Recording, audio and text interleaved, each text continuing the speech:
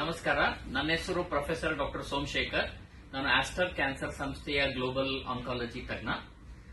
ಇವತ್ತು unfortunate incident ನೀವು ಕೇಳಿದ್ರಿ. ಮುಂದಿನ ವಾರ World Cancer Day, World Health Organization. ಇಂಡಿಯಾದಲ್ಲಿ 2 ಕ್ಯಾನ್ಸರ್ ತುಂಬಾ ಕಾಮನ್.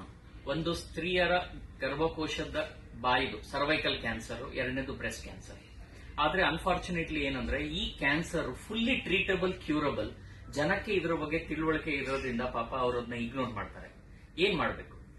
ಈಗ ಸರ್ವೈಕಲ್ ಕ್ಯಾನ್ಸರ್ ಒಳಗಡೆ ಸುಮ್ನೆ ರಕ್ತಸ್ರಾವ, ಬಿಳಿ ಸ್ರಾವ, ಬೆನ್ನು ನೋವು, ಆಮೇಲೆ ಕಾಲ್ ನೋವು ಬರುತ್ತೆ. ವರ್ಷಕ್ಕೆ ಒಂದು ಸಲಿ ಯಾವುದೇ ಲೇಡಿ ನಿಮ್ಮ ನಿಯರೆಸ್ಟ್ ಹಾಸ್ಪಿಟಲ್ಗೆ ಹೋಗಿ ಒಂದು ಪ್ಯಾಪ್ ಸ್ಮಿಯರ್ ಅಂತ ಟೆಸ್ಟಿಂಗ್ 3 ವರ್ಷಕ್ಕೆ ಒಂದು ಸಲಿ HPV ವೈರಸ್ ಟೆಸ್ಟಿಂಗ್ ಮಾಡಿದ್ರೆ 3 ವರ್ಷ ಮುಂಚೆ ಆದ್ಮೇಲೆ ಕ್ಯಾನ್ಸರ್ ಬರುತ್ತೋ ಇಲ್ಲೋ ಅಂತ ಇವತ್ತೇ ಗೊತ್ತಾಗುತ್ತೆ.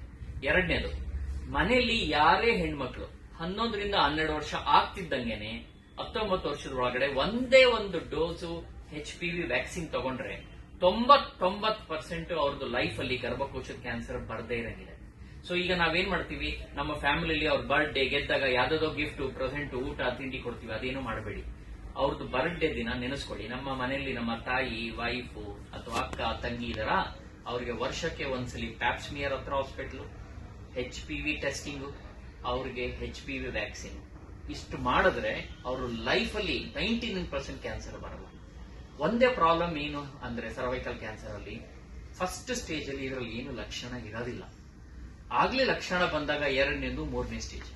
ಇಂಡಿಯಾದಲ್ಲಿ ಎಲ್ಲ ಸ್ತ್ರೀಯರು 3ನೇ ಸ್ಟೇಜ್ ಅಲ್ಲಿ ಬರ್ತಾರೆ ಸರ್ವೈಕಲ್ ಕ್ಯಾನ್ಸರ್. ಅದರಲ್ಲಿ 50% ಕ್ಯೂರ್ ಆಗುತ್ತೆ, 50% ಆಗಲ್ಲ. ಅದೇ ಪ್ರೀ ಕ್ಯಾನ್ಸರ್ ಅಲ್ಲಿ ಬಂದ್ರೆ 99% ಕ್ಯೂರ್ ಆಗುತ್ತೆ. ಒಂದೇ ಒಂದು ವ್ಯಾಕ್ಸಿನ್ ತಗೊಂಡ್ರೆ, ಈಗ ಇಂಡಿಯಾದಲ್ಲೇ ವ್ಯಾಕ್ಸಿನ್ ಇದೆ, ಹಲವಾರು ₹100 ಅಷ್ಟೇ. ಅದು ತಗೊಂಡ್ರೆ 99% ಕ್ಯಾನ್ಸರ್ ಬರೋದು ಪ್ರಿವೆಂಟ್ ಆಗುತ್ತೆ. ಸೊ ನಿಮ್ಮ ಮಾಧ್ಯಮ ಮುಖಾಂತರ ಎಲ್ಲರಿಗೂ ಏನ್ ಹೇಳೋದು ಅಂದ್ರೆ, ಹೈಜೀನ್ ಇಂಪ್ರೂವ್ ಮಾಡಿ, ವರ್ಷಕ್ಕೊಂದ್ಸಲಿ ಪ್ಯಾಪ್ ಸ್ಮಿಯರ್ ಸ್ಕ್ರೀನಿಂಗ್ ಮಾಡಿ, 3 ವರ್ಷಕ್ಕೊಂದ್ಸಲಿ HPV ಟೆಸ್ಟಿಂಗ್ ಮಾಡಿ.